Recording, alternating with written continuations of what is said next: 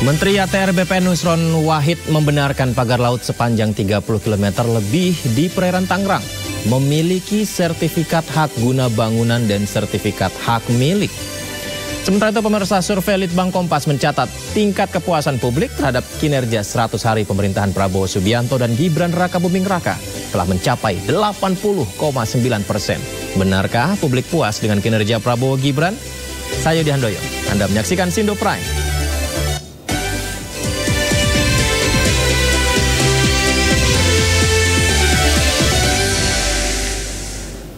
Banjir bandang menerjang 5 kecamatan di Cirebon, Jawa Barat, merendam ribuan rumah warga dan menghanyutkan sejumlah kendaraan.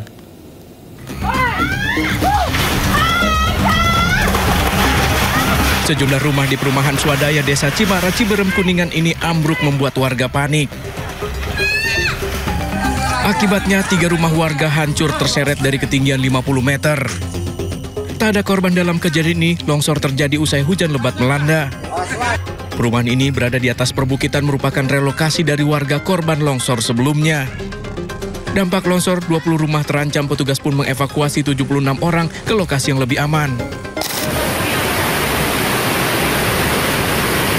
Sementara banjir bandang luapan Sungai Cipagar, Kabupaten Cirebon menerjang 5 kecamatan. Bahkan sejumlah kendaraan milik warga yang terparkir hanyut terbawa kuatnya arus air. Warga menyebut air datang tiba-tiba dengan cepat, membuat warga pasrah tak bisa menyelamatkan harta benda.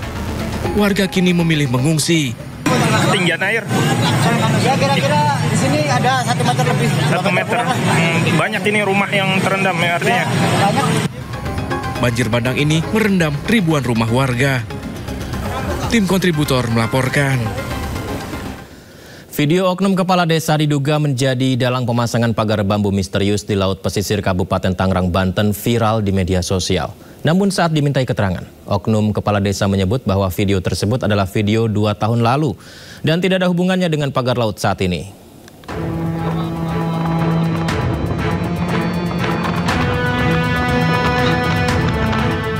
Video oknum kepala desa diduga menjadi dalang pemasangan pagar bambu misterius di laut pesisir Kabupaten Tangerang, Banten viral di media sosial. Diketahui oknum kepala desa tersebut adalah Arsin yang merupakan kepala desa Kohot, Kecamatan Paku Haji, Kabupaten Tangerang.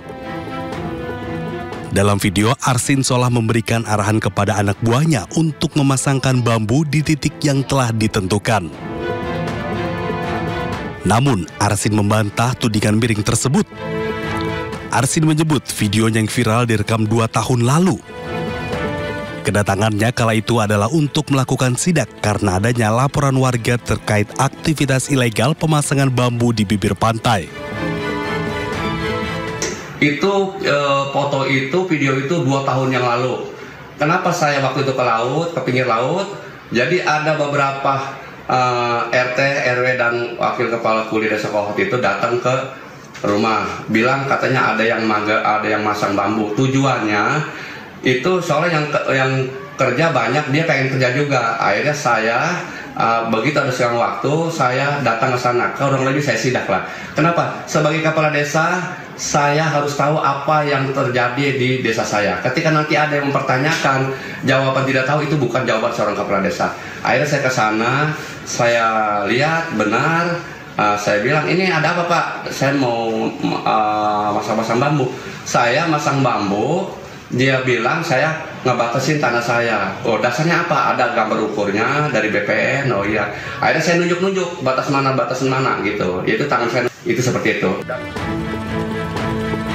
Pagar bambu misterius yang membentang sepanjang 30,16 km hingga kini masih berdiri.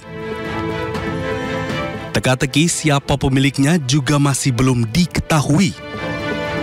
Belakangan pemasangan pagar dikait-kaitkan dengan perluasan pembangunan PIK 2. Dari Kabupaten Tangerang, Banten, Hasnugara, Ayus melaporkan. Pembongkaran pagar laut di kawasan Tanjung Pasir, Tangerang ditunda sementara. Penundaan lantaran pembongkaran di hari pertama mengalami sejumlah kendala dan di tengah dievaluasi.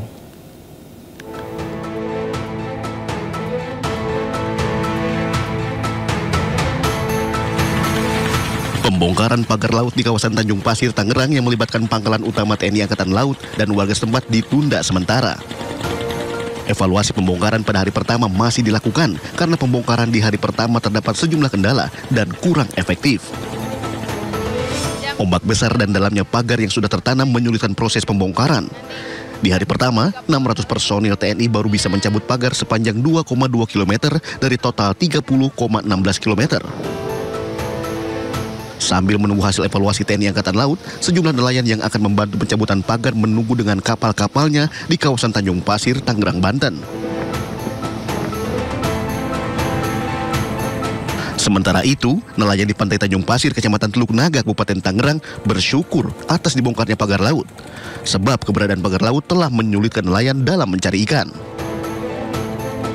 Akhirnya sampai tercapai seperti kayak sekarang, bisa adanya pembongkaran itu. Sebelumnya benar-benar sangat alot, kita melapor sana sini pun itu nggak ada tanggapan, apalagi dari pihak kepala desa.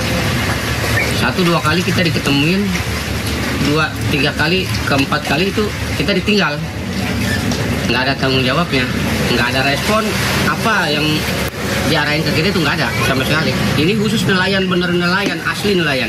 Perangkat desa berarti sama sekali tidak ada? Tidak ada sama sekali. Tapi mereka... Sebelumnya para nelayan mengaku kesulitan mencari ikan dengan adanya pagar laut. Namun setelah viral dan jadi sorotan media, pagar laut akhirnya dibongkar. Para nelayan berharap pagar laut sepanjang 30 km ini bisa dibongkar seluruhnya dan tidak mengganggu aktivitas nelayan. Tim Liputan iNews melaporkan.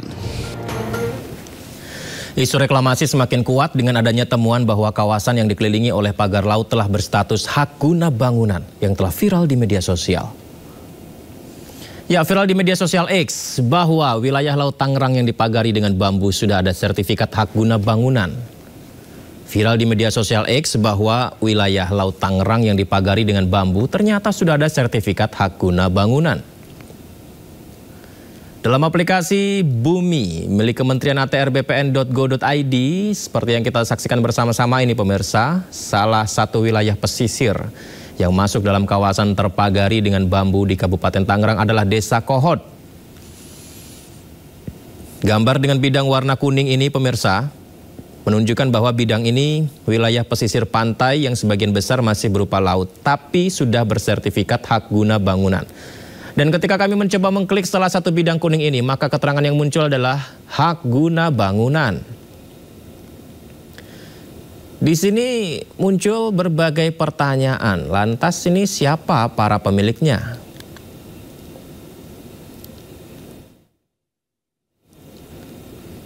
Masih berkaitan dengan informasi tadi pemirsa, Menteri Agraria dan Tata Ruang Kepala Badan Pertanahan Nasional Nusron Wahid pun membenarkan pagar laut sepanjang 30 km lebih di perairan Tangerang telah memiliki sertifikat hak guna bangunan dan sertifikat hak milik.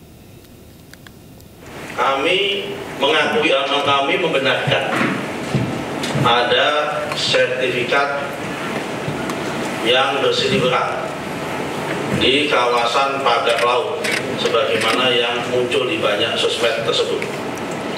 Jumlahnya 263 bidang dalam bentuk SHGB atas nama PT Intan Agung Makmur. Berita-berita yang muncul di media maupun di sosmed tentang adanya sertifikat tersebut, setelah kami cek benar adanya, lokasinya pun benar adanya sesuai dengan aplikasi Bumi, yaitu ada di Desa Kohot, Kecamatan Pakuaji, Kabupaten Tangerang. Sementara itu Menteri Kelautan dan Perikanan Sakti Wahyu Trenggono bersama Kepala Staf Angkatan Laut Laksamana Muhammad Ali sepakat untuk membongkar pagar laut misterius demi menjaga laut Indonesia.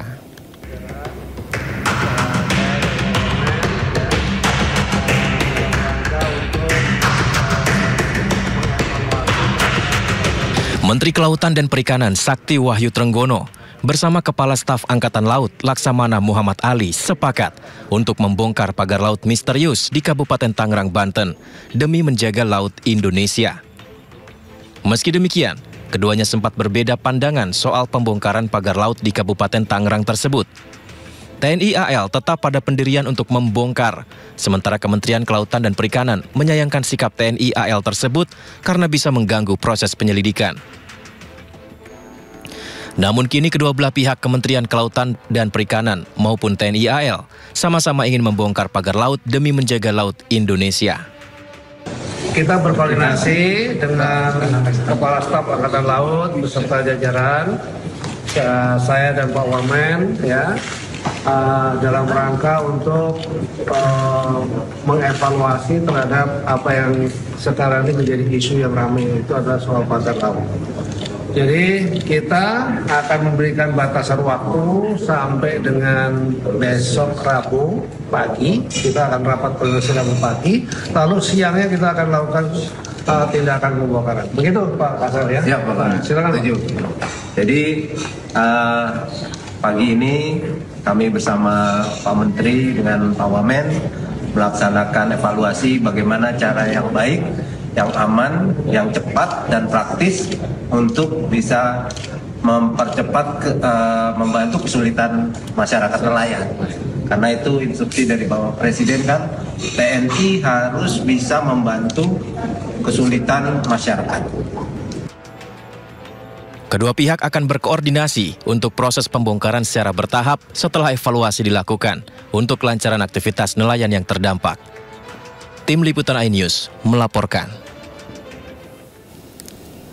Dalang dibalik keberadaan pagar laut misterius yang membentang sepanjang kurang lebih 30 km di perairan Tangerang, Banten masih menjadi teka-teki.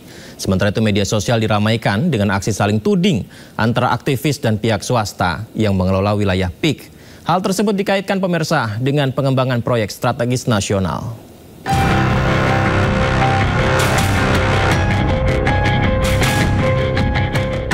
Pagar laut misterius sepanjang 30 km yang ditemukan di kawasan Laut Tangerang, Banten membuat gaduh.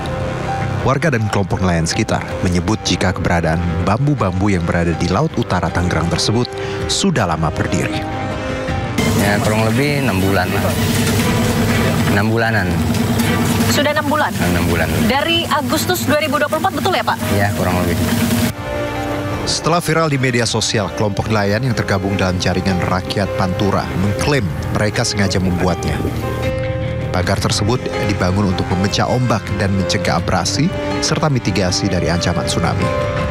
Menahan abrasi dan yang kedua menahan pemecah gelombang juga, dan di sisi lain juga keuntungan dan kemanfaatannya adalah buat masyarakat nelayan khususnya itu jadi penghasilan tambahan. Jadi di situ bisa habitat kerang hijau itu hidup. Sementara itu beberapa pihak menilai keberadaan pagar laut tersebut justru menyulitkan nelayan ketika hendak melaut. Wahana Lingkungan Hidup Walhi menyebut keberadaan pagar misterius ini tidak hanya dapat menghambat akses nelayan untuk melaut, tetapi juga mempengaruhi kelangsungan hidup masyarakat pesisir dan merusak ekosistem. Nanti di sela-sela pagar bambu yang dibangun itu, dia akan menumpuk sampah. Ini akan menyulitkan, terutama bagi nelayan-nelayan yang butuh sirkulasi, nelayan tambak maksudnya gitu ya, butuh sirkulasi air, kan ini daerah yang tercemar dari atas bisa jadi tuh. Kalau dia nggak lancar pembuangan airnya dan sebaliknya dari laut masuk kemari, ini bisa berpengaruh terhadap konteks budidaya, bisa terancam gagal. Pertanyaan siapa di balik keberadaan pagar laut mengemuka setelah aktivis Saididu angkat bicara di media sosial. Yang membantah bahwa itu tidak terjadi, fakta menunjukkan, mohon maaf, ini di belakang saya, ini sekitar 1-2 km, itu terlihat laut yang sudah dipagar, dan anehnya 9 lembaga, termasuk Pak Sugeng Angkatan Laut, sudah pernah memeriksa pagar ini dan sudah menemukan bahwa memang ada pagar 23,3 km Anehnya tidak ada satu lembaga pun, termasuk Angkatan Laut, yang berani menyatakan siapa yang membangun pagar. Jadi bagi pihak-pihak menyatakan tidak terjadi negara dalam negara, saya katakan mulai dari Kosambi sampai Tanah Arah sana, sampai sana, itu sudah tidak ada negara.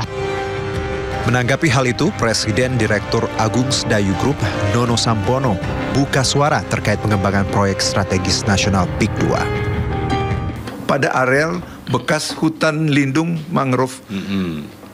Kalau di gambar itu kan sepotong-sepotong tuh. Betul. Jadi ada A, B, C, D, E. Ada E, itu. Jadi dulunya ini besar sekali. Mungkin diperkirakan sekitar 1.600 sekian hektar. Tapi sekarang tersisa tinggal 91 hektar. Kemudian dalam rencana proyek strategi nasional ini harus direhabilitasi. Karena tanah-tanah ini yang tadinya milik negara kena abrasi dari pantai. Kemudian banyak yang sudah digarap juga oleh masyarakat menjadi tambak, menjadi macam-macam lah kira-kira. Nah, ini kan harus diselamatkan. Iya. Hak negara dan kemudian atas nama Kementerian Kehutanan. Melalui sebuah podcast di YouTube, Presiden Direktur Agung Sedayu Group, Nono Sampono, membantah pengembangan PIK 2 yang disebut menyalahi aturan. Barang ini kan barang halal. Punya negara yang mau diselamatkan. Karena negara bukan tidak punya, tapi kepentingannya banyak. Jadi ini dikerjakan oleh swasta. Dan Agung Sedayu satu di antara 49 PSN seluruh Indonesia sejak tahun 2016. PIK 1 sudah terbukti. Dulu mengibarkan bendera saja merah putih di jembatannya tidak boleh. Wartawan mau datang masuk ke pantai diusir. Sekarang mereka belum dapat hak apa-apa, laut sudah dipagar, dan seluruh lembaga tidak ada yang berani satu pun menyatakan siapa yang memagar. Ada apa? Artinya, apakah kita masih merdeka? Terkait pernyataan aktivis Said Didu yang menuding PIK berada di balik keberadaan pagar laut, Nono Sampono pun memberikan tanggapan. Saya tidak menuding, tapi fakta bahwa Pak Said Didu itu punya lahan ada di sana beberapa hektar. Kalau tidak salah, karena ini bukan berhubungan dengan saya langsung, kan pihak bawah lah yang menyelesaikannya. Yaitu kalau tidak salah itu ditawarkan untuk kita membeli. Nah, persoalannya adalah mungkin tidak ada kesesuaian harga. Ya, itu faktanya ya, faktanya, bukan saya menuding tapi adanya begitu. Nah, satu, yang kedua, beliau mungkin ya sebagai seorang aktivis, pejuang mungkin memperjuangkan sesuatu yang menjadi idealismenya.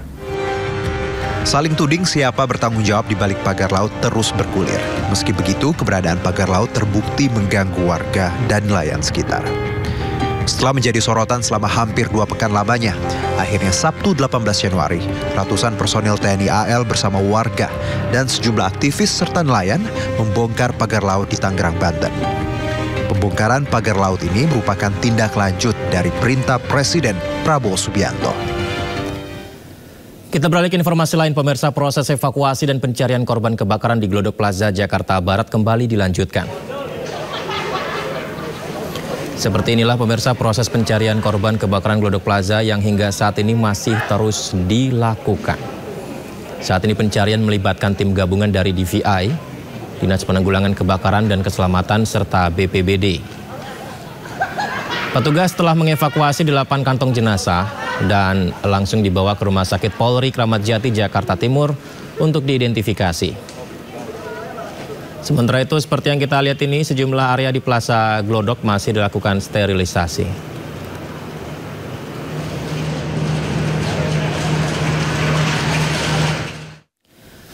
Sementara itu, seorang suami mencari keberadaan istrinya yang hilang dalam kebakaran Glodok Plaza, Jakarta Barat.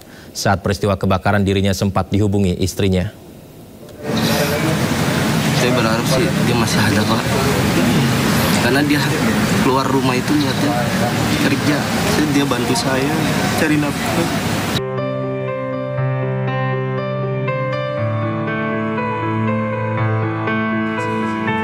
Berharap dia masih ada.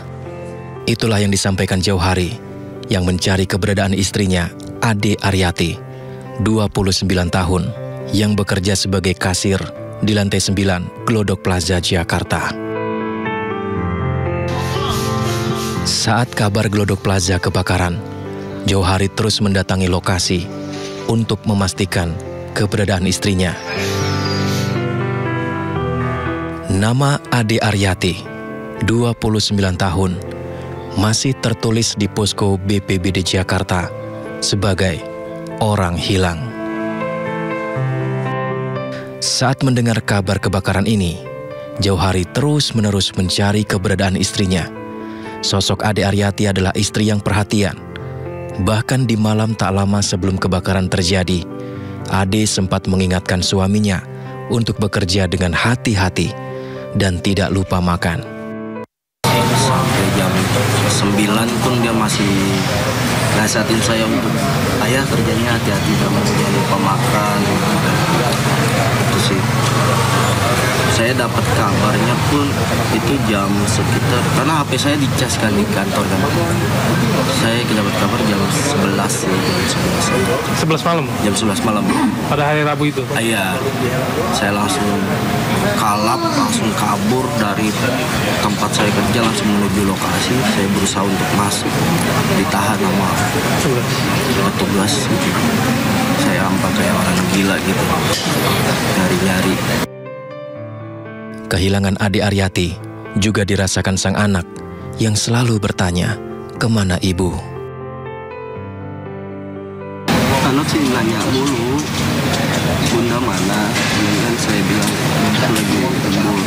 Ya emang kemarin kan berita kebakaran segala macam, itu ngeliat teman-temannya, bahkan sampai anak pun ngomong, itu bukan pekerjaan bunda aku, itu video editan. Gitu. Anak sih masih percaya bundanya masih ada sih.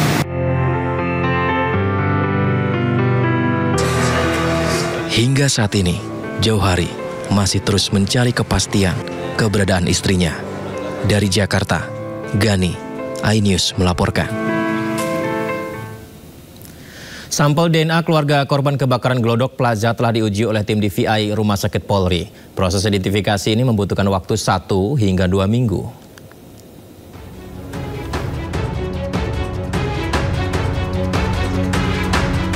Tim DVI Rumah Sakit Polri telah mengambil 13 sampel DNA milik keluarga korban kebakaran Glodok Plaza. Sampel ini digunakan untuk proses identifikasi jenazah korban yang telah diterima oleh Rumah Sakit Polri Kramat Jati. Proses identifikasi membutuhkan waktu 1 hingga 2 minggu, tergantung dari sampel DNA dari keluarga korban. Dari hasil DNA yang diambil dari keluarga korban, pihak Rumah Sakit Polri akan mencocokkannya dengan data korban. Pemeriksaan fisik di kamar jenazah, kemudian mengambil sampel DNA dari jenazah sudah dilaksanakan, kemudian dikirim ke lab kita sehingga kita proses. Kemudian keluarga korban juga telah memberikan data-data tentang orang yang dinyatakan hilang, dan dari mereka kita ambil juga sampel DNA-nya, dan semuanya yang setelah kita ambil kita proses di lab laboratorium DNA Puskesmas Polri. Seperti yang saya berulang kali sampaikan bahwa normalnya itu 1 sampai 2 minggu. Namun bisa saja lebih cepat, bisa saja lebih lambat ya, tergantung dari kapasitas kemampuan dari lab kita ya. Sementara itu, pihak Rumah Sakit Polri mengungkapkan tidak menutup kemungkinan terjadinya pengulangan untuk mendapatkan hasil DNA yang valid. Hal ini lantaran kondisi sampel DNA yang diambil dari tubuh korban tidak ideal. Namun tim DVI dari Rumah Sakit Polri telah mengambil sampel DNA dari seluruh jenazah ataupun bagian tubuh jenazah yang ada untuk diidentifikasi. Dari Jakarta, tim liputan iNews melaporkan. Dan untuk mengetahui perkembangan terkini pasca kebakaran di Glodok Plaza, kita telah terhubung dengan rekan Syahreza Zanski di Rumah Sakit Polri Kramat Jati. Halo Syahreza. Bagaimana perkembangan pencarian jenazah korban hingga saat ini? Apakah sudah ada jenazah baru yang diperiksa di Rumah Sakit Polri?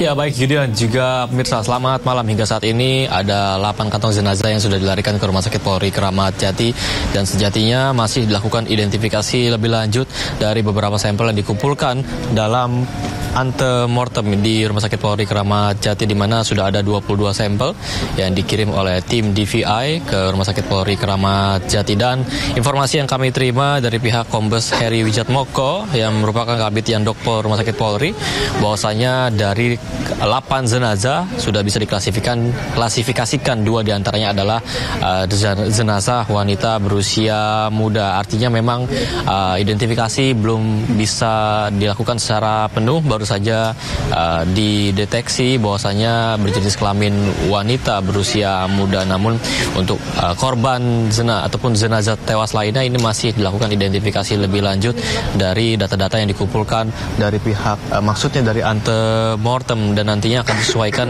pada saat pos antemortem tentunya. Dan hingga saat ini kami masih memantau sejauh mana proses identifikasi masih berlanjut di Rumah Sakit Polri Kramat Jati, di mana hari ini tim DVI dari Rumah Sakit Polri, maksudnya tim DVI mengirim beberapa personil ke tempat kejadian perkara Glodok Plaza, dan memang hingga saat ini masih belum terungkap beberapa identitas daripada korban jenazah yang mencapai 8 korban tewas. Namun informasi yang kami terima, Yudi dan juga pemirsa, bahwasanya dari sekian 14 korban hilang ada 6 orang yang merupakan kru maskapai swasta, dan ini diyakini merupakan maskapai swasta, dan Rumah Sakit Polri Kramat Jati mengirim sebuah surat untuk ke Balai Kesehatan Penerbangan untuk meminta data ataupun rekam medis mereka, sehingga ini nantinya akan bisa melancarkan proses identifikasi melalui antemortem di Rumah Sakit Polri Kramat Jati. Dan kami masih menunggu apakah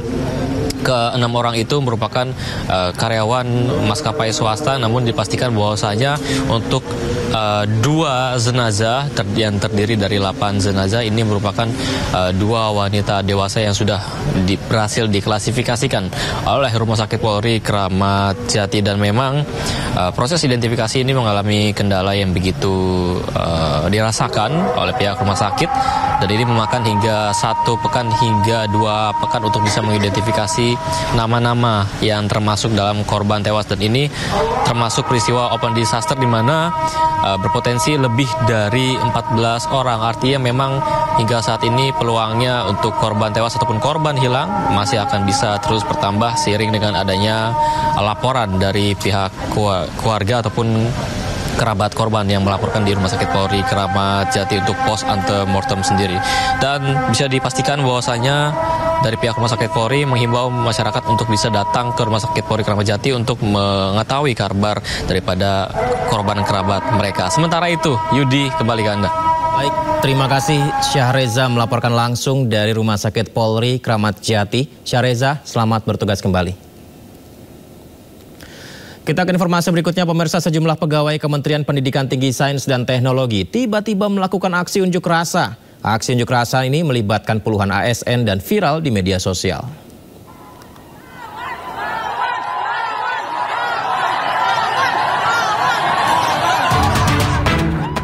Video ini viral di media sosial, di mana puluhan peserta aksi berteriak menyampaikan aspirasinya. Usai melakukan aksi di lobi kantor Kementerian Pendidikan Tinggi Sains dan Teknologi, para peserta aksi berlari menuju ke area parkir belakang.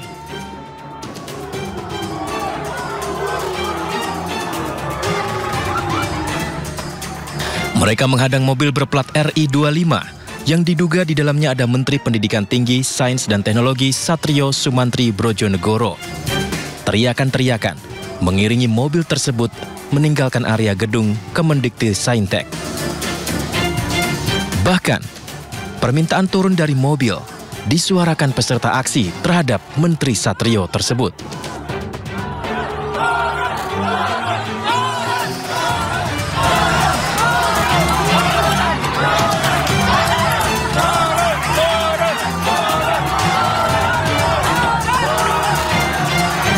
Namun teriakan peserta aksi tak ditanggapi. Mobil berplat RI25 pergi begitu saja meninggalkan para peserta aksi dari kantor Kementerian Pendidikan Tinggi Sains dan Teknologi. Video ini viral di media sosial dan membuat penasaran banyak netizen. Sebenarnya, apa yang dialami para ASN ini sehingga melakukan protes yang begitu keras ke sang menteri?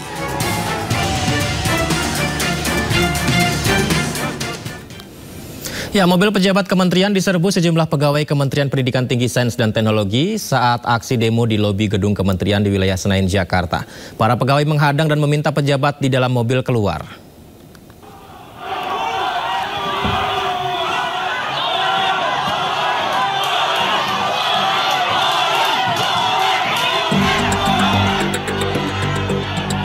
Sebuah mobil pejabat dengan nomor polisi kementerian diserbu sejumlah pegawai Kementerian Pendidikan Tinggi Sains dan Teknologi yang sedang melakukan aksi demo di lobi gedung kementerian di wilayah Senayan, Jakarta. Para pegawai menghadang dan meminta pejabat di dalam mobil keluar. Aksi ini merupakan buntut dari sikap arogan Menteri Dikti Saintek Satrio Sumantri Brojonegoro terhadap sejumlah pegawainya. Selain itu, Menteri Satrio juga kerap melakukan pemecatan secara sepihak tanpa alasan, meski pegawai dilindungi aturan institusi pemerintahan. Sebenarnya aksi ini bukannya demo sebenarnya, bukan demo. Ini adalah respon ya dari teman-teman pegawai dari paguyuban pegawai Dikti. Ya, jadi ada beberapa yang memang yang telah dilakukan ya oleh pimpinan ya yang memang tidak sesuai dengan prosedur, gitu. Bahkan kesannya ya otoriter, bahkan juga pecat-memecat itu. Padahal kita kan instansi pemerintah, ya organisasi, semua itu dilindungi ya oleh aturan, oleh hukum sebenarnya. Kalau ada pegawai bermasalah ya ada aturannya lah. Bagaimana caranya, mekanismenya di dalam penyelesaiannya. Bukan datang pecat, diusir bahkan seperti mengusir ya anjing barangkali ya. Gitu. Nah itu yang pada hari ini karena sudah ada beberapa kejadian ya bahkan sudah ada yang dikeluarkan sehingga ini menjadi puncaknya ya dalam kegiatan pada hari ini. Selain menolak sikap arogan yang dilakukan oleh Menteri Satrio, unjuk rasa diberi nama Senin Hitam ini menuntut agar sejumlah pegawai yang dipecat diberi penjelasan status kepegawaiannya. Setelah menyampaikan aspirasinya, seluruh pegawai Kemendikti Saintek membubarkan diri. Dari Jakarta, Rani Sanjaya, iNews melaporkan.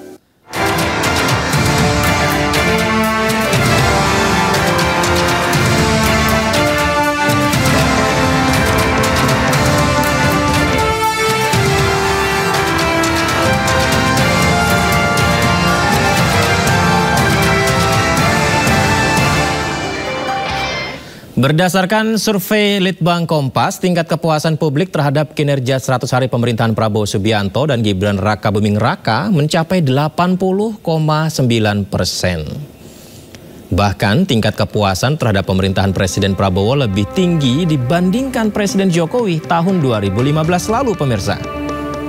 Seperti yang kita saksikan bersama ini, dari 1.000 responden secara acak, 80,9% puas dengan kinerja Prabowo Gibran. Sementara 19,1% responden menyatakan tidak puas terhadap kerja Prabowo Gibran. Tidak hanya itu, tingkat keyakinan publik terhadap pemerintahan Presiden Prabowo dan Wapres Gibran juga tinggi, pemirsa, 89,4%. Lalu respon yang tidak yakin sebesar 10,6%.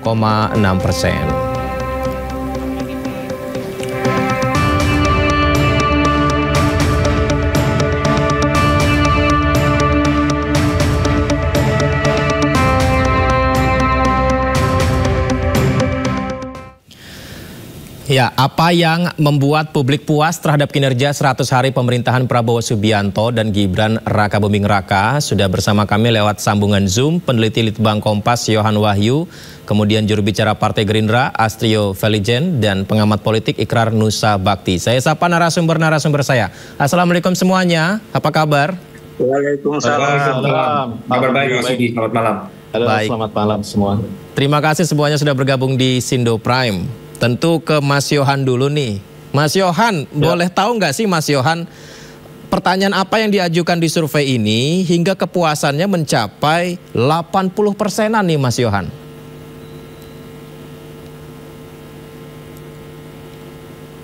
Baik, Mas Yohan, bisa mendengar suara saya? Ya. Agak terputus-putus. Terputus-putus Mas Yohan? Baik, silakan dicoba, silakan Mas Yohan dijawab. Ya, bisa diulangi? Ya, jadi kita ingin tahu Mas Yohan, karena persentase kepuasannya 80,9%. Apa sih pertanyaan yang diajukan dalam survei ini sehingga hasilnya adalah 80,9% puas terhadap kinerja Presiden Prabowo? Ya, ini sebenarnya survei berkala yang sudah secara rutin Litbang Kompas lakukan, bahkan sejak era Presiden Gus Dur ya. Tapi memang untuk survei tatap muka baru kita mulai di era Presiden Joko Widodo 2014 sampai 2024 kemarin. Jadi ini pertanyaannya sebenarnya sama ya. Ketika era Pak Jokowi dan era Pak Prabowo ini kita mengukur seberapa besar kepuasan publik pada kinerja pemerintah. Hasilnya memang di survei Januari 2025 ini untuk 100 hari pertama atau 3 bulan pertama pemerintahan Prabowo, 80,9% publik menyatakan kepuasannya. Ini tentu approval rating yang relatif tinggi gitu ya, dibandingkan 10 tahun era Pak Jokowi, terutama kalau kita bandingkan di periode yang sama ketika Pak Jokowi baru menjabat 3 bulan atau 100 hari itu, Pak Jokowi berada di angka 65,1%. Nah, kita melihat memang kenapa, mungkin pertanyaan publik kenapa tinggi dari hasil pencermatan kami dari data-data yang kami grab di lapangan, memang ini berbeda ketika era Pak Jokowi, transisi dari Pak SBY ke Pak Jokowi, itu narasi keberlanjutan memang tidak begitu kuat gitu ya. Nah, sedangkan di era Pak Jokowi, transisi dari Pak Jokowi ke Pak Prabowo, narasi keberlanjutan itu begitu kuatnya. Sehingga kami melihat ini sebenarnya pertemuan antara tingkat kepuasan publik pada kinerja Pak Jokowi di akhir periodenya yang tercatat 77%, ini bertemu dengan ekspektasi atau harapan yang begitu tinggi pada Pak Prabowo gitu ya. Karena memang kalau kita lihat dari basis latar belakang pilihan capres kemarin, ini relatif sama, tidak ada perbedaan. Sebagian besar pemilih Pak Prabowo, sebagian besar pemilih Pak Anies, dan sebagian besar pemilih Pak Ganjar memberikan apresiasi kepada jalannya pemerintahan selama 100 hari ini. Tapi Mas Yudi, ada satu hal yang memang PR-nya itu lebih ke bagaimana pemerataannya, karena memang yang banyak menyampaikan apresiasi itu responden di kalangan menengah ke bawah.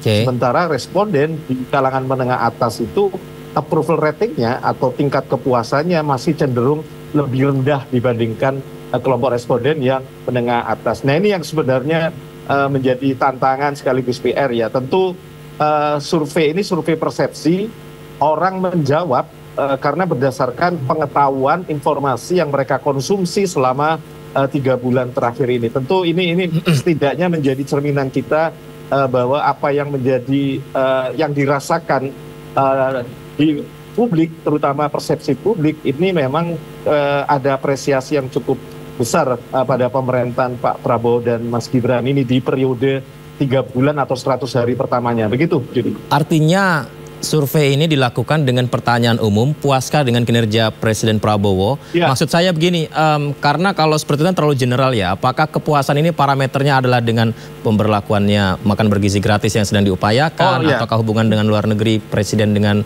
negara lain? Tentu di kuesioner banyak ya pertanyaannya ya. Kita bangun, ini kita bangun dengan 4 bidang yang kita tanyakan. Yang pertama bidang politik keamanan, kedua bidang hukum, ketiga bidang ekonomi, dan keempat bidang kesejahteraan sosial. Di masing-masing bidang itu ada indikator yang sudah kita pakai sejak era, paling tidak sejak era 10 tahun terakhir ini, yang sudah hal yang sama kita tanyakan ke responden. Nah, di titik tertentu kita kemudian menyimpulkan dari hasil uji analisis statistik, dari pertanyaan-pertanyaan dan jawaban-jawaban dari masing-masing pertanyaan itu, kita kemudian analisis sendiri dari rata-rata gitu ya. Meskipun ada juga pertanyaan yang secara umum itu ada puas atau tidak gitu ya, secara umum overall gitu. Tapi karena kita ingin konsisten di analisis, kita pakai rata-rata dari indikator-indikator yang kita pakai, keluarlah angka 80,9 itu gitu. Baik. Menarik ini, Pak Ikrar. Tingkat kepuasan publik terhadap kinerja 100 hari pemerintahan Prabowo Subianto dan Gibran Rakabuming Raka 80,9%. Benarkah dari angka ini bisa menyimpulkan bahwa publik puas? Ya, saya sependapat ya dengan hasil survei Kompas ya. Dan saya juga bicara bukan sebagai pemilih Prabowo Gibran ya. Saya memilih yang lain. Tapi saya sepakat bahwa hasil survei Kompas ini memang bukan hanya hasil dari para pendukung Prabowo Gibran saja, tapi juga dari pendukung calon presiden kemarin yang lain ya, seperti pendukung Anies Muhaimin atau kemudian Ganjar Mahfud, itu juga sebagian juga mendukung atau memberikan suatu citra positif ya terhadap Prabowo ya. Dan kalau saya lihat ya, ini walaupun saya terus terang ya, saya sependapat juga dengan teman dari Universitas Airlangga ya, bahwa kita harus hati-hati dengan persoalan bansos ya, sebab kalau bansos terus-menerus diberikan itu akan menjadikan warga negara Indonesia itu tidak ada upaya untuk menjadi orang-orang yang mandiri ya, itu yang harus diperhatikan ya. Tapi saya juga melihat bahwa satu hal yang saya berikan apresiasi kepada Presiden Prabowo itu adalah ucapan beliau yang mengatakan bahwa dia tidak ingin membuat rakyat susah. Dan ini kan di dalam penerapan kebijakan kan beda-beda ya. Saya beri contoh misalnya makan siang bergizi atau kemudian bantuan sosial yang masih terus dilaksanakan ya. Tapi bagi saya yang juga penting itu adalah beliau adalah orang yang sangat responsif ya. Dan ini yang buat saya sangat positif. Saya beri contoh misalnya ketika ada persoalan tanggul laut ya, itu langsung diambil kebijakan. Itu harus tarik itu, hancurkan kan. Dan ketika ada perbedaan antara dari TNI AL khususnya Marinir dengan Menteri KKP, itu langsung Panglima TNI juga menjalankan perintah seperti yang diperintahkan oleh Presiden Prabowo. Ini suatu hal yang buat saya sangat positif. Walaupun saya juga berharap Presiden Prabowo juga akan sangat positif ya dengan misalnya rencana penggunaan 20 juta hektar tanah di Papua ya untuk kelapa sawit. Mudah-mudahan juga bisa direspon secara positif ya. Harus ada diskusi dengan masyarakat adat setempat lah. Yang kemudian juga yang buat saya sangat responsif itu adalah bagaimana Prabowo itu melihat bahwa apa yang masukan-masukan yang diberikan oleh masyarakat ya, baik dari kalangan bawah maupun atas itu adalah suatu masukan yang tidak dinilai sebagai apakah itu masukan negatif ataupun positif dan sebagainya. Tapi beliau memberikan suatu respon yang baik ya. Dan mudah-mudahan juga nanti DPR juga akan memberikan respon yang baik ya dalam kasus misalnya Kemendikti Science Ristek ya. Ini juga menjadi suatu hal yang sangat penting. Saya pikir itu. Jadi saya sepakat ya bahwa rata-rata 80,9 itu memang suatu langkah yang positif di awal 100 hari pertama Prabowo.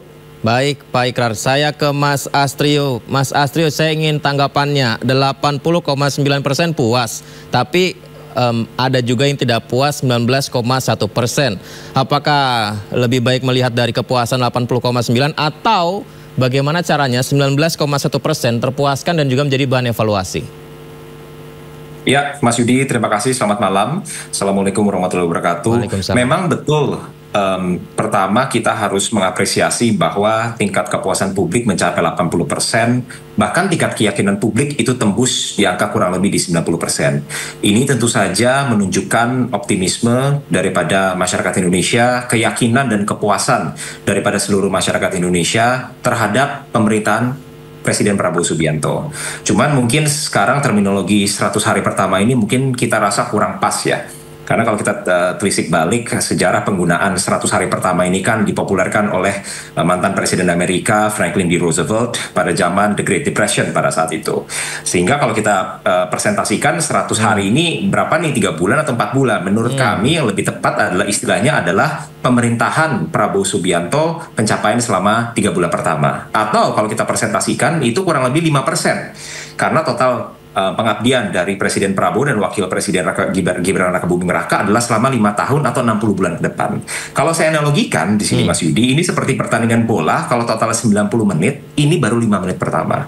Tapi tentu saja keyakinan dan kepuasan mencapai angka yang sangat tinggi tersebut itu lahir berkat beberapa gol-gol yang sudah diciptakan di 5 menit pertama. Yang kedua adalah perlu kita pahamin, tahun 2025 ini adalah tahun pertama, maka daripada itu sekarang merupakan bulan pertama dari siklus anggaran daripada Presiden Prabowo secara efektif. Nah, kalau kita berbicara apa sih gol-gol yang sudah diciptakan oleh Presiden Prabowo selama 3 bulan pertama masa pemerintahan. Pertama, 2 minggu yang lalu, program makan bergizi gratis itu sudah resmi diluncurkan.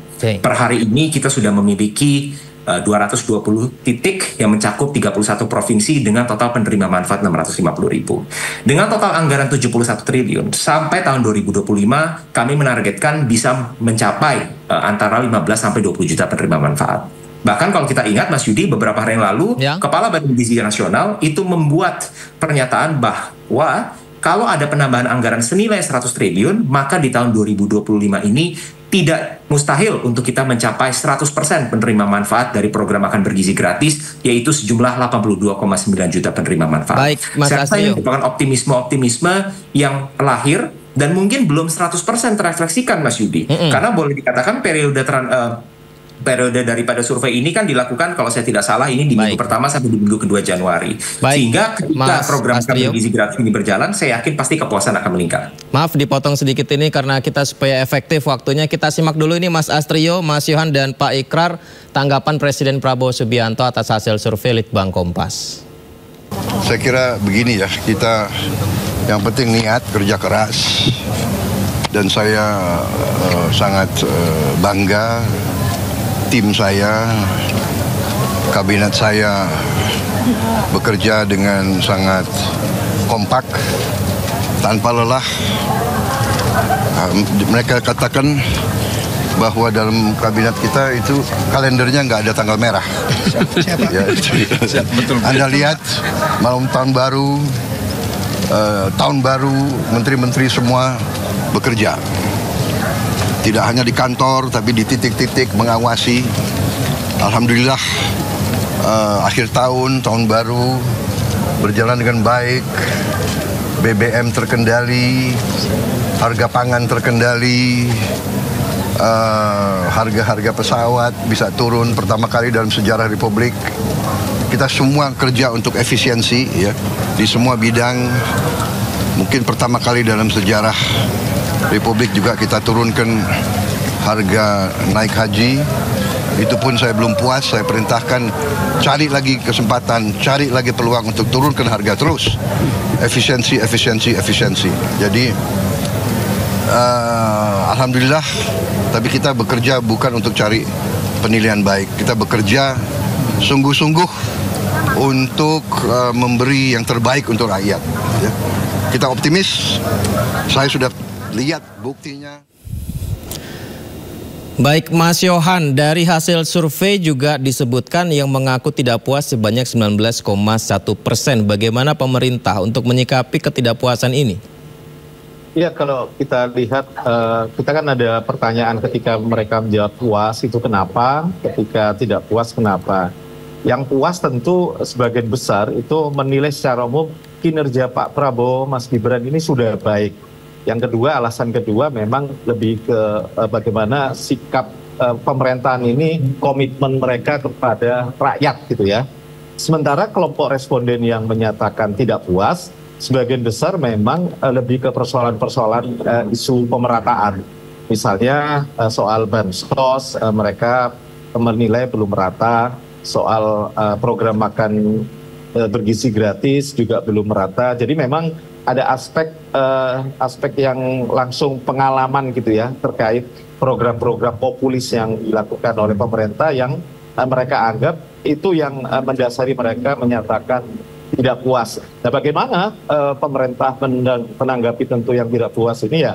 Saya pikir kan seperti yang di pernyataan Pak Presiden tadi, bahkan Pak Presiden menyatakan minta maaf ya ketika merespon hasil survei ini, mengatakan masih belum banyak, masih ada siswa yang belum merasakan makan bergizi gratis. Jadi memang bagaimana lebih ke percepatan. Kalau tadi Mas Astrio lebih analogi bola, saya pikir babak pertama itu kan menentukan, 5 menit pertama itu kan menentukan juga performa penonton, yakin bahwa kesebelasan ini akan mampu memenangkan pertandingan di sisa nanti ya, sisa waktu pertandingan. Baik, begitu, Mas Yohan, Mas Astrio dan Pak Ikrar, sayang sekali waktu kita terbatas. Terima kasih banyak sudah bergabung bersama kami. Kita lanjutkan nanti dialog untuk lebih lengkapnya lagi. Terima kasih banyak, selamat malam. Terima kasih. Terima kasih. Dan pemirsa, kita akan terus memperbarui informasi Anda. Banyak informasi menarik yang akan kami sampaikan. Dan juga ini termasuk mengenai agenda kegiatan Presiden Prabowo Subianto yang meresmikan pembangkit listrik tenaga air di Waduk Jati Gede, Kabupaten Sumedang, Jawa Barat. Di mana dalam kesempatan itu pemirsa, Presiden juga meresmikan proyek tenaga listrik yang tersebar di 18 provinsi secara daring.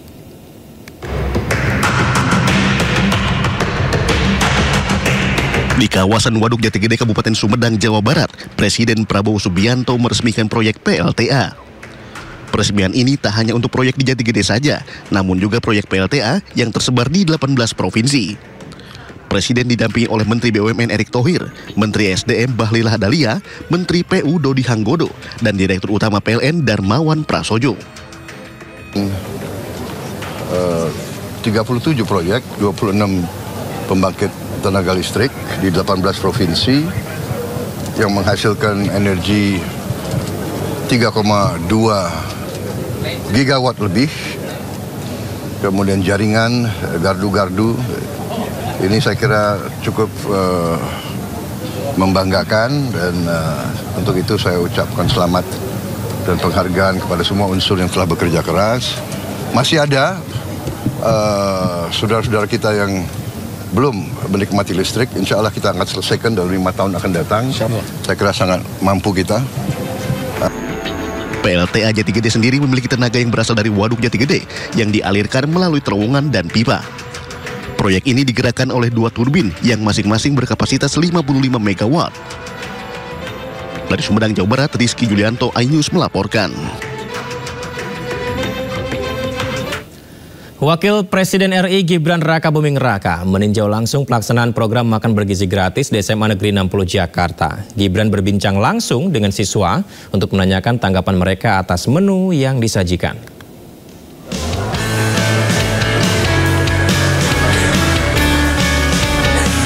Wakil Presiden Republik Indonesia Gibran Rakabuming Raka menyambangi SMA Negeri 60 di kawasan Mampang, Jakarta Selatan, Senin siang.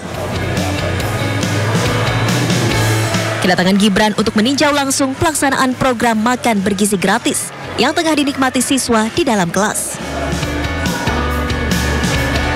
Gibran berkeliling untuk berbincang langsung dengan sejumlah siswa dan menanyakan tanggapan mereka terkait menu makan bergizi gratis yang dibagikan dan evaluasi siswa terhadap program ini. Enak, tadi kita dapat ikan, terus dapat cheese, ada tahu, sama semangka. Yang buat ada semangka. Manis sama kayak. Terus kedatangan Pak Wapres di sini senang nggak? Senang banget, ini kita mau pamer. Langsung tadi Pak Wapres langsung masuk ke kelas-kelas, jadi nggak ke ruang saya Mbak, ya suka kelas-kelas, kemudian dia langsung meninjau karena anak-anak, kemudian dia tanyakan kira-kira menurut kamu bagaimana ini, gitu, apakah kamu ada pesanan apa, makanan, kemudian teriak rendang dong Pak, gitu, ada juga kok susunya belum ada, gitu. Ya itu saja anak-anak lontaran dari anak-anak, dan anak-anak kayaknya merasa senang. Program makan bergizi gratis di SMA Negeri 60 Jakarta ini telah berjalan selama sepekan dan disambut positif oleh siswa. Dari Jakarta, Helmi Sajangbati, iNews melaporkan.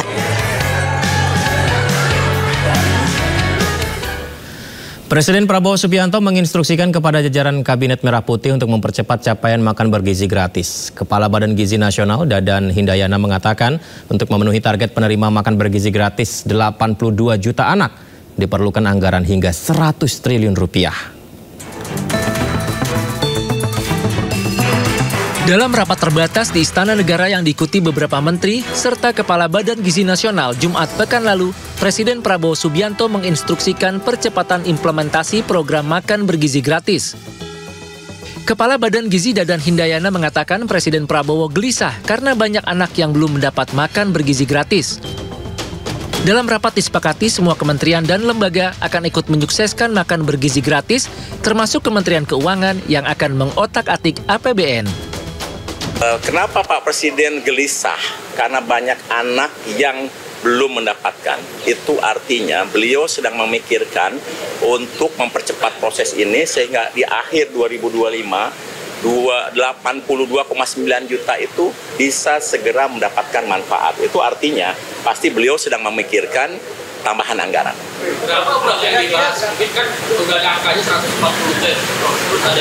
Gini, kalau dari hitungan Badan Gizi, kalau tambahan itu terjadi di September, sebetulnya 100 triliun sudah cukup untuk memberi makan 82,9 juta.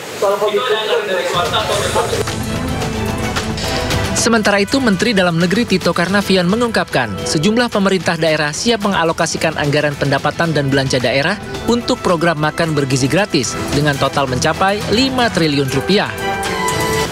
Dan untuk tahun 2025 ini lebih kurang kontribusi daerah yang mau menyumbang, bukan menyumbang, maksudnya mau ikut berpartisipasi itu lebih kurang 2,3 triliun rupiah. Ya. Karena mulainya nanti bulan September. Mereka nanti setelah ada kepala daerah dilantik, maka nanti ada pergeseran anggaran atau perubahan APBD. Setelah itu mereka membangun sarana satuan pelayanan itu namanya, yang mungkin ada di sekolah-sekolah. Dengan mendukung program makan bergizi gratis, pemerintah daerah secara otomatis juga memperkuat perekonomian daerah karena banyak pihak terlibat dalam program ini. Dengan dukungan Pemda-Pemda, pemerintah makin optimis target 82 juta anak penerima makan bergizi gratis akan bisa tercapai pada akhir 2025. Pemirsa, Presiden Prabowo Subianto meminta maaf atas berbagai kekurangan dalam program makan bergizi gratis, termasuk soal belum meratanya pembagian makan bergizi gratis ke seluruh wilayah Indonesia. Presiden juga menekankan ketersediaan dana program makanan bergizi gratis bagi seluruh anak-anak Indonesia. Makan bergizi ini secara fisik tidak mudah untuk segera ke seluruh rakyat. Untuk itu saya, Prabowo Subianto, Presiden Republik Indonesia, saya minta maaf kepada semua orang tua, kemudian semua anak-anak yang belum menerima. Tapi saya yakini bahwa tahun 2025, akhir 2025, semua anak Indonesia akan dapat makan bergizi. Tapi bahwa tidak bisa seketika ini secara fisik tidak mungkin, secara administrasi tidak mungkin, ya. Proses mengamankan supaya uang yang dikirim tidak hilang, itu ada proses yang harus kita laksanakan, dan untuk itu membutuhkan waktu.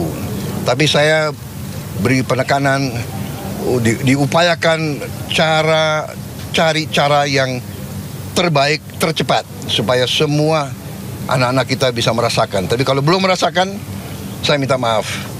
Tapi insya Allah akhir 2025 ini proyek yang sangat besar, tidak ringan, fisiknya tidak ringan. Tapi saya jamin dananya ada, ya. Saya jamin dananya ada untuk semua anak-anak Indonesia makan.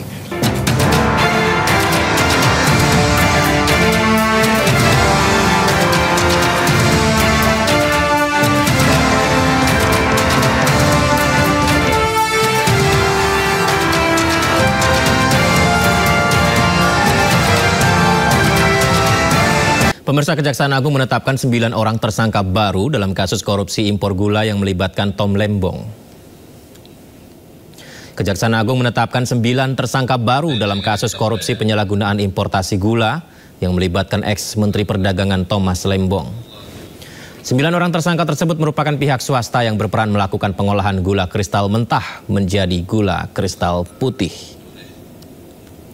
Sebelumnya, pemirsa, Kejaksaan Agung telah menetapkan mantan Menteri Perdagangan Tom Lembong dan ex-Direktur PT Perusahaan Perdagangan Indonesia berinisial CS sebagai tersangka dalam kasus ini.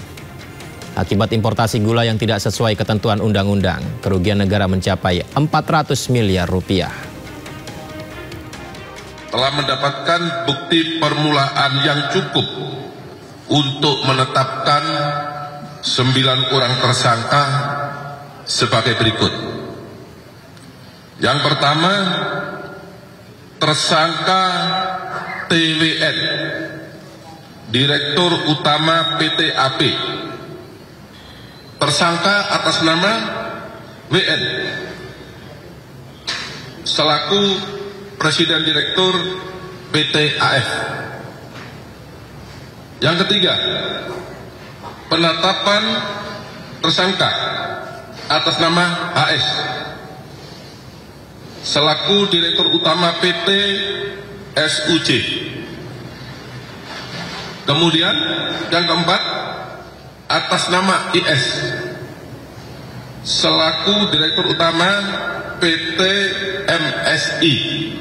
Yang kelima, penetapan tersangka atas nama TSEP, Direktur PT MT. Kemudian tersangka atas nama HAT, selaku Direktur PT DSI. Ketujuh, tersangka atas nama ASB, Direktur Utama PT KTM. Kedelapan, atas nama HFH, Direktur Utama PT BMM. Dan yang terakhir, ke-9, atas nama ES, selaku Direktur PT PDSU. Pemirsa, Pusat Laboratorium Forensik segera melakukan pemeriksaan mobil milik Hendrawan Ostefan, Brigadir Jenderal Purnawirawan TNI yang ditemukan meninggal dunia mengambang di perairan Pelabuhan Marunda, Jakarta Utara.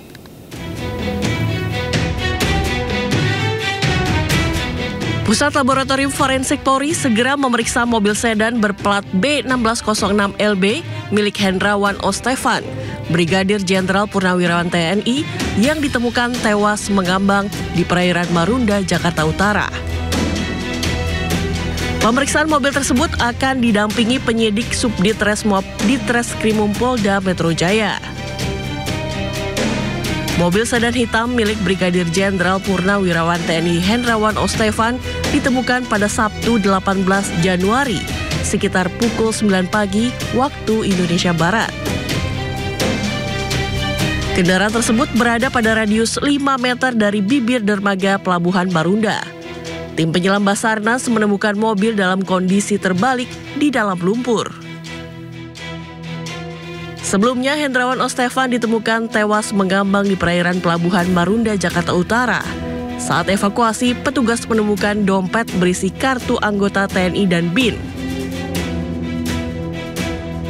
Detik-detik saat mobil yang dikendarai Brigjen TNI Purnawirawan Hendrawan Ostefan terjun ke Laut Marunda juga terekam dalam kamera pengawas yang terpasang di dermaga. Tim Liputan iNews melaporkan. Beralih ke informasi lain, pemirsa, Peraturan Gubernur DKI Jakarta Nomor 2 Tahun 2025 tentang tata cara pemberian izin perkawinan dan perceraian menjadi sorotan. Dalam aturan tersebut, ASN diperbolehkan berpoligami asal memperoleh izin dari pejabat terkait.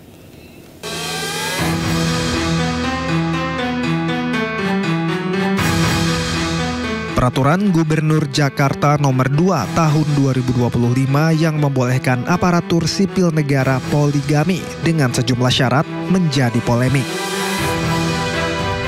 meski mendapat berbagai kritik. Penjabat Gubernur DKI Jakarta Teguh Setiabudi mengatakan peraturan tersebut tidak bermaksud mengizinkan ASN untuk berpoligami, namun dibuat untuk melindungi keluarga ASN.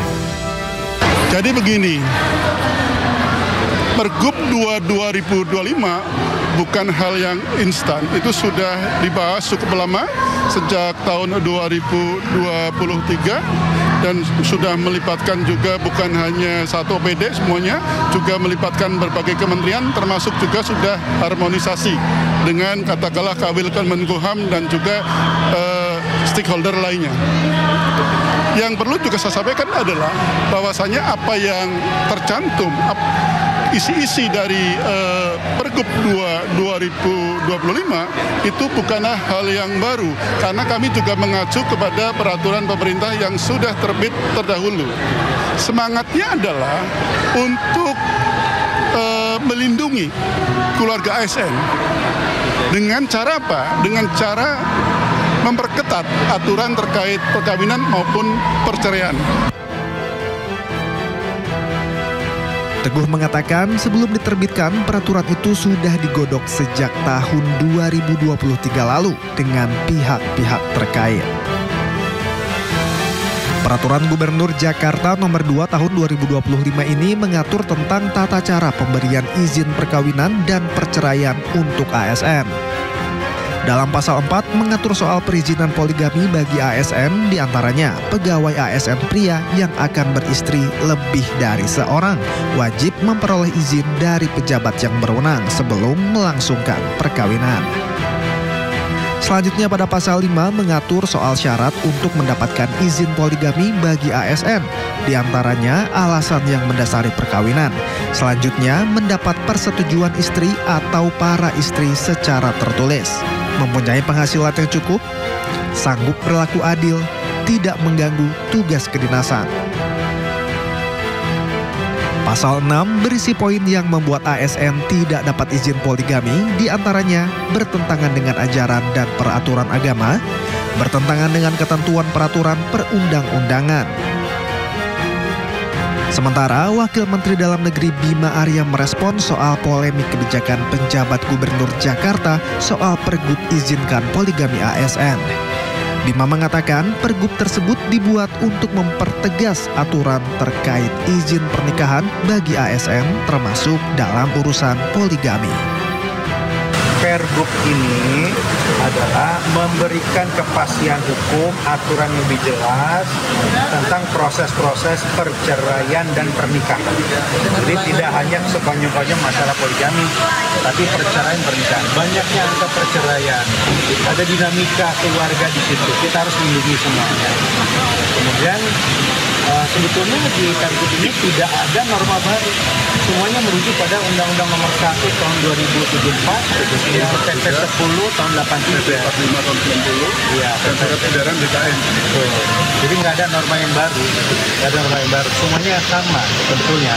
Ya, kalaupun ada yang baru, lebih sedikit diatur di situ tentang istri yang sudah 10 tahun tidak bisa melahirkan. Kita memperketat. Nah, jadi intinya memperketat proses poligami, nggak mudah. Untuk ASN ini nggak mudah, harus diperketat supaya nggak gampang kawin cerai.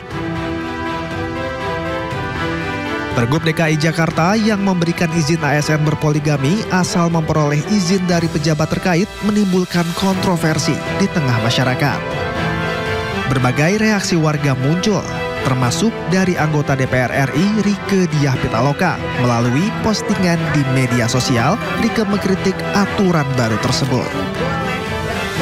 Aku lagi mau spill salah satu pergub yang baru diterbitkan oleh PJ Gubernur DKI Jakarta. Di tengah pemerintah pusat sedang berjuang untuk mengadakan reformasi birokrasi dengan memperbaiki tata kelola melalui e-government yang terintegrasi, PJ Gubernur DKI malah mengeluarkan pergub terbaru terkait ASN boleh berpoligami. Aku usulkan untuk Mas Pram dan Bang Dul, mudah-mudahan cepat dilantik, dan ini adalah rekomendasiku pertama untuk DKI Jakarta, cepat revisi pergub tentang ASN boleh berpoligami, cabut aturan itu.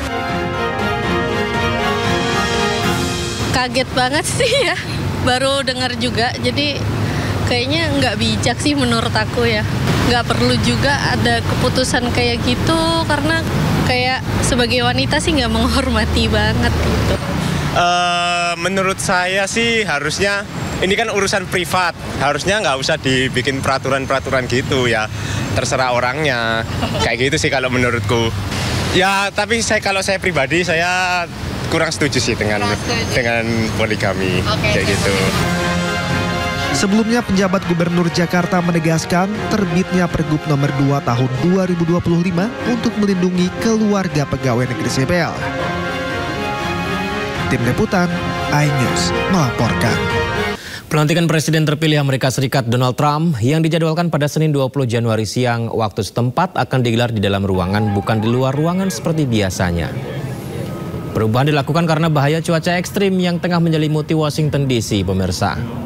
Jadi digelarnya pelantikan Presiden Amerika Serikat terpilih Donald Trump akan digelar di dalam ruangan. Dan ini jadi momen pertama kali sejak 40 tahun terakhir atau sejak pelantikan Presiden Ronald Reagan tahun 1985.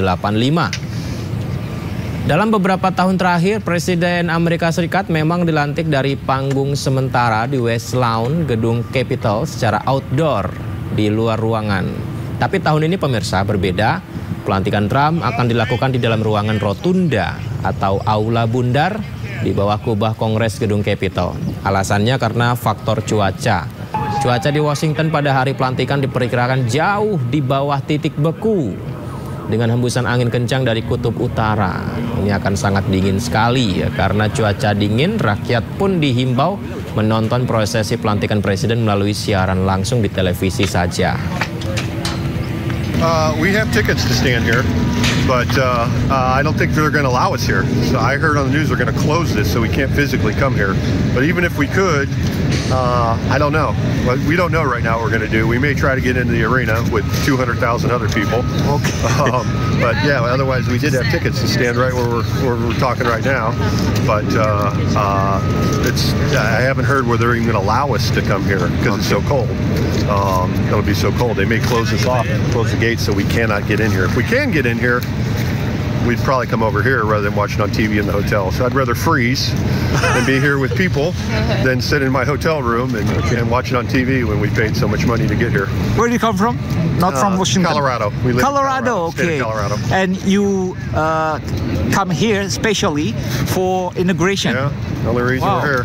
No other reason. I've been here a lot, so I came here just for this. Okay. So, but now, and we were here 8 years ago for Trump's inauguration the first time. Yes. And we're right up there last 8 years ago, and we wanted to repeat it. And unfortunately, I don't think that's going to happen. Keep up the spirit. Yeah. Thank you, Donald. All right, thank you. Pihak berwenang di Washington DC meningkatkan keamanan jelang pelantikan Presiden Amerika Serikat terpilih Donald Trump. 25.000 tentara, 4.000 petugas kepolisian dikerahkan untuk menjaga keamanan pelantikan Presiden Donald Trump.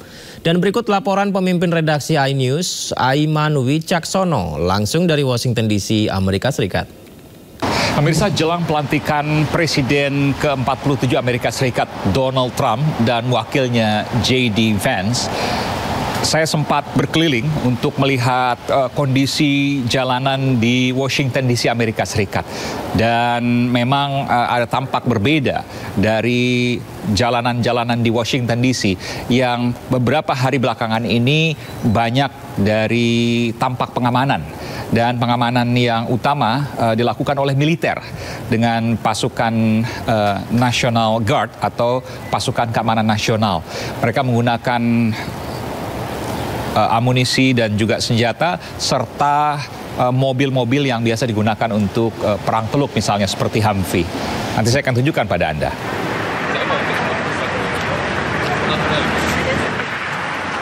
Memang sekitar 25.000 pasukan National Guard atau pasukan penjaga keamanan nasional dikerahkan untuk mengamankan pelantikan atau inaugurasi Presiden Donald J. Trump, Presiden ke-47 Amerika Serikat beserta wakilnya J.D. Vance. Dan ini merupakan proses yang sakral bagi politik Amerika Serikat karena pergantian pemimpin setiap 4 tahun sekali dan harus dilaksanakan dengan mulus alias aman, nyaman, tertib. Meskipun dalam kondisi cuaca yang tidak bersahabat. Sehingga kali ini ketika biasanya dilakukan kegiatan outdoor, maka kali ini pada pelantikan Presiden ke-47 Donald Trump dan J.D. Vance dilakukan kegiatan melalui indoor, yakni di Rotunda. Rotunda itu adalah ruangan di bawah kubah yang ada di Capitol Hill. Sementara Capitol Hill sendiri merupakan kantor dari Parlemen Amerika Serikat atau kantor Kongres yang terdiri dari Senat atau kalau di Indonesia dikenal dengan Dewan Perwakilan Daerah DPD dan juga DPR atau di sini dikenal dengan House of Representative. Dan kita akan melihat nanti bagaimana prosesi inaugurasi atau pelantikan Presiden ke-47 Amerika Serikat. Yang menarik pemirsa bahwa 25.000 pasukan National Guard atau pasukan keamanan nasional ini bukan merupakan militer yang bekerja penuh, tapi ia merupakan semacam militer sukarela yang direkrut secara part-time. Mereka melakukan latihan selama sebulan sekitar 2 kali di weekend atau akhir pekan. Dan selama 3 bulan mereka harus masuk kelas atau pelatihan selama 2 pekan. Dan itu dilakukan secara terus-menerus. Mereka bukan hanya bekerja di dalam negeri, tapi juga bisa dikirim ke luar negeri. Dan untuk operasi dalam negeri, mereka selain mengamankan kegiatan-kegiatan penting, objek-objek vital, juga mereka melakukan operasi non-perang seperti bencana atau penanggulangan bencana, seperti kemudian juga evakuasi dan juga penyelamatan terkait dengan kondisi-kondisi yang terjadi di dalam negeri Amerika Serikat. Dari Washington DC, Amerika Serikat, Aiman Wicaksono melaporkan. Eksekutif Chairman MNC Group Hari Tanu Sudibyo kembali bertemu dengan Presiden terpilih Amerika Serikat Donald Trump di sela-sela persiapan sebelum pelantikannya kembali sebagai Presiden Amerika Serikat. HT turut didampingi Eksekutif Chairwoman MNC Group Liliana Tanu Sudibyo serta CEO iNews Media Group Angela Tanu Sudibyo. Eksekutif Chairman MNC Group Hari Tanu Sudibyo bertemu dengan Presiden terpilih ke-47 Amerika Serikat Donald Trump secara pribadi di Florida, Amerika Serikat. Pertemuan tersebut menjelang pelantikan Donald Trump pada hari Senin 20 Januari. Di sela-sela pertemuan dengan Donald Trump, sebelumnya Hari Tanu Sudibyo dan Liliana Tanu Sudibyo bertemu dengan orang terkaya di India, Mukesh Ambani dan Nita Ambani. Pelantikan Trump diperkirakan akan dihadiri oleh beberapa miliarder dunia dan politisi paling berpengaruh di Amerika, serta para pemimpin asing dan selebriti. Saat menghadiri jamuan makan malam Trump di Washington DC, Hari Tanu Sudibyo juga membagikan momen bertemu dengan CEO SoftBank, Masayoshi Son. Diketahui Son telah lama menjalin hubungan kuat dengan Trump sejak terakhir kali dia menjadi presiden pada 2016. Begitu juga dengan Hari Tanu Sudibyo. Sehari menjelang upacara pelantikannya, Presiden terpilih Donald Trump menghadiri serangkaian acara di ibu kota Washington DC. Ia akan dilantik sebagai Presiden ke-47 dalam upacara di ruangan Rotunda atau Aula Bundar di bawah kubah Gedung Kongres pada Senin waktu setempat. Dan pemirsa, usai sudah Sindo Prime hari ini, jangan lupa Anda bisa mendapatkan informasi terkini terbaru melalui portal yang menghadirkan berita daerah, berita nasional dan internasional tentunya di sindonews.com. Yudha Handoyo pamit, terima kasih, sehat selalu pemirsa, sampai jumpa.